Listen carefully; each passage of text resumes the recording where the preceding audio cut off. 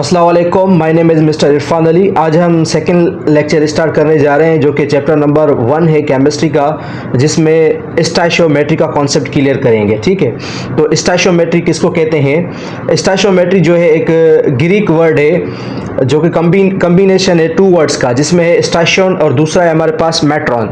स्टैशियन किसको कहते हैं? स्टैशियन कहते हैं एलिमेंट्स और मैट्रॉन कहते हैं मियरमेंट, मीन्स मियरमेंट ऑफ एलिमेंट की मियरमेंट। और इंट्रोडक्शन में हम इसका क्लियर कॉन्सेप्ट करते हैं। Introduction: stoichiometry is the branch of chemistry that deals with the study of quantitative relationship between reactants and products in chemical reaction with the help of balanced chemical equation.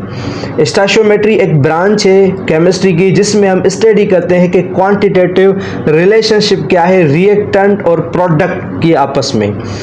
मतलब कि एक reactant है और दूसरा है product. जैसे कि to substances combine होते हैं, उसके बाद एक नया सब्सटेंस बनता है जिसको हम प्रोडक्ट कहते हैं। ठीक है, जो टू सब्सटेंसेस मिलते हैं और प्रोडक्ट बनाते हैं, इन आपस में रिएक्टेंट और प्रोडक्ट का एक साथ कौन सा रिलेशनशिप है, कौन सा ताल्लुक है जो एक प्रोडक्ट बनाते हैं। मतलब कुछ ना कुछ रिलेशनशिप होगा, कुछ ना कुछ आपस में एक ताल्लुक होगा जिसके लिए एक प्रोडक्ट बनाते हैं। जैसे कि हम कार्बन प्लस ऑक्सीजन मिलाते हैं तो कार्बन डाइऑक्साइड गैस बनती है। ठीक है, जैसे कि हम H2 प्लस O मिलाते हैं ऑक्सीजन तो हमारे पास वाटर बनता है। ये एक रिलेशनशिप है रिएक्टेंट और प्रोडक्ट का, जिसके लिए एक प्रोडक्ट बनाते हैं आपस में रिएक्टेंट्स मिलके। सो इसमें हम एक रिलेशनशिप पढ़ते हैं रिएक्टेंट्स और प्रोडक्ट का आपस में कौन सा रिलेशनशिप है। पर इसमें कंडीशन ये है कि हमारी इक्वेशन जो है बैलेंस्ड हो, बराबर हो, दोनों साइड बराबर हो, तो हम स्टोइचियोमेट्री कैलकुलेट कर सकते हैं। ठीक है, स्टोइचियोमेट्री बेसिकली एक कैलकुलेशन होती है रिएक्टेंट और प्रोडक्ट की। ठीक है, स्टोइचियोमेट्री के कुछ कंडीशन है हमारे पास। No side reaction. स्टोइचियोमेट्री की कंडीशन पहली ये है कि साइड रिएक्शन ना हो। फॉर एग्जाम्पल, जैसे कि हम कार्बन प्लस ऑक्सीजन मिलाते हैं तो ये कार्बन डाइऑक्साइड गैस बनाए, कार्बन मोनोऑक्साइड ना बनाए। देखिए यहाँ पर कार्बन प्लस ऑक्सीजन मिलाया, कार्बन मोनोऑक्साइड गैस बनिए, ये गलत है। ये गलत और क्यों है, ये रॉन्ग क्यों है? क्योंकि इसमें साइड रिएक्शन हुआ है। हमको क्या चाहिए? हमको चाहिए कार्बन डाइऑक्साइड गैस, पर यहाँ पर बनाए कार्बन मोनोऑक्साइड गैस, इसलिए ये साइड रिएक्शन है, ये बिल्कुल रॉन्ग है, गलत है। ठीक है, नंबर सेकेंड कंडीशन क्या है? Reactants are completely converted into product. जो भी हमारे पास रिएक्टेंट्स है वो कंप्लीटली प्रोडक्ट में कन्वर्ट हो जाए।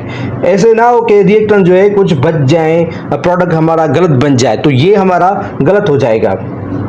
For example, carbon plus oxygen gas मिलाते हैं तो इसमें हमारे पास कार्बन डाइऑक्साइड गैस बनती है।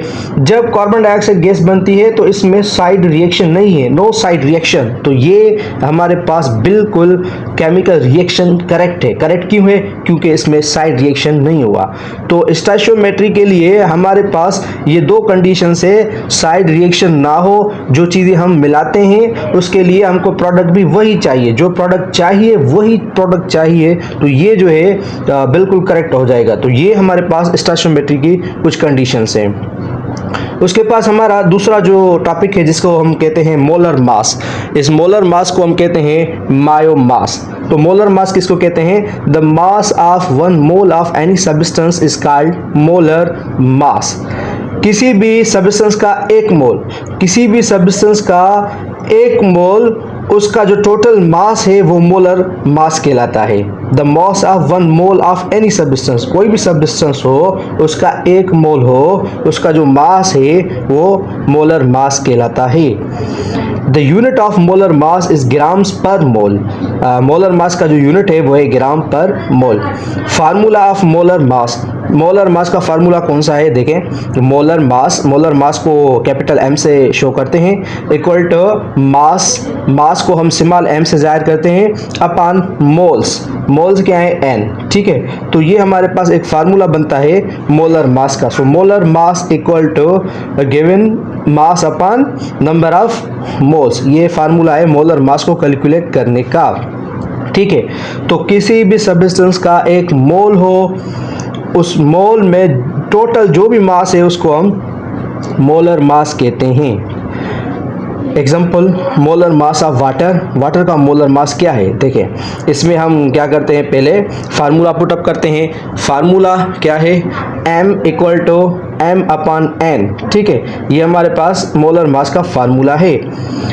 2 एटम है हाइड्रोजन के यहाँ, ठीक है, उसको हम मल्टीप्लाई करते हैं हाइड्रोजन के एक मास से, ठीक है, 2 मल्टीप्लाइड बाय 1 इक्वल टू 2, ये 2 हो गया। 1 एटम ऑफ ऑक्सीजन जो है उसका जो मास है ऑक्सीजन का कितना है 16, तो 1 मल्टीप्लाई 16 इक्वल टू 16 सेम होगा। तो लास्ट में हम क्या करेंगे, 2 प्लस 16 करेंगे, 2 प्लस 16 करेंगे तो हमारे पास जो आंसर आएगा वो 18 आएगा। तो 18 ग्राम्स पर मोल जो है ये हमारे पास मोलर मास है, किसका, वाटर का मोलर मास है, ठीक है। तो इस तरीके से आप मोलर मास को फाइंड कर सकते हैं। ये फार्मूला आप पुटअप करके, आगे भी मैं आपको बहुत सी सारी कैलकुलेशन करवाऊंगा, ये स्टार्टिंग पॉइंट है इसलिए चैप्टर 1 का। उसके पास हमारे पास आता है मोलर मास। तो मोलर वॉल्यूम किसको कहते हैं, the volume occupied by 1 mole of any gas at STP standard temperature pressure is called molar volume. देखें एक भी मोल हो किसी भी गैस का, एक मोल हो किसी भी गैस का, वो जितना वॉल्यूम ऑक्यूपाई करेगा एसटीपी के तहत उसको हम मोलर वॉल्यूम कहते हैं, ठीक है। किसी भी गैस का एक मोल हो, जैसे कि कार्बन डाइऑक्साइड का एक मोल हो, एक मोल वो वॉल्यूम कितना ऑक्यूपाई करता है, लेकिन कंडीशंस क्या है एसटीपी के तहत, तो उसको हम मोलर वॉल्यूम कहते हैं। यूनिट ऑफ मोलर वॉल्यूम का यूनिट क्या है, dm³/मोल, या इसको आप लीटर पर मोल भी कह सकते हैं। ये हम दोनों यूनिट्स इस्तेमाल करते हैं गैसेस के लिए। और मीटर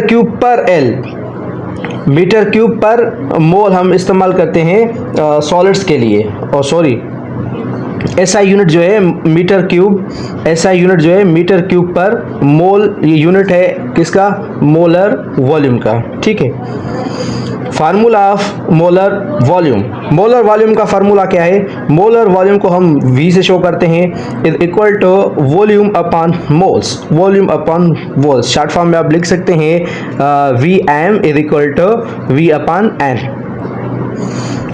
इसका जो है हमारे पास एक प्रॉब्लम है, find the volume of 3 moles of carbon dioxide gas का आप 3 मोल्स हैं तो उसका वॉल्यूम फाइंड करें कि कितना होगा। 3 मोल्स हमारे पास जो है 3 मोल्स हमारे पास है कार्बन डाइऑक्साइड के, उसका वॉल्यूम कितना बनेगा। तो हम क्या करेंगे, 3 मल्टीप्लाई 22.4 से करेंगे, तो हमारे पास जो आंसर आएगा वो आएगा 67.2 लीटर्स। तो ये हमारे पास क्या है, कार्बन डाइऑक्साइड का वॉल्यूम है।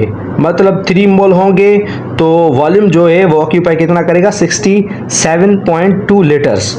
3 मोल्स ऑक्यूपाई 67.2 लीटर्स, तो इसको हम मोलर वॉल्यूम कहते हैं। तो ये हमारे पास टॉपिक्स हैं। चैप्टर नंबर 1 का पहला जो टॉपिक मैंने पढ़ाया स्टोइचियोमेट्री और मोलर मास पढ़ाया, मोलर वॉल्यूम पढ़ाया। इंशाल्लाह जो भी प्रॉब्लम्स हैं वो हम अब आगे जाके क्लियर सब करेंगे।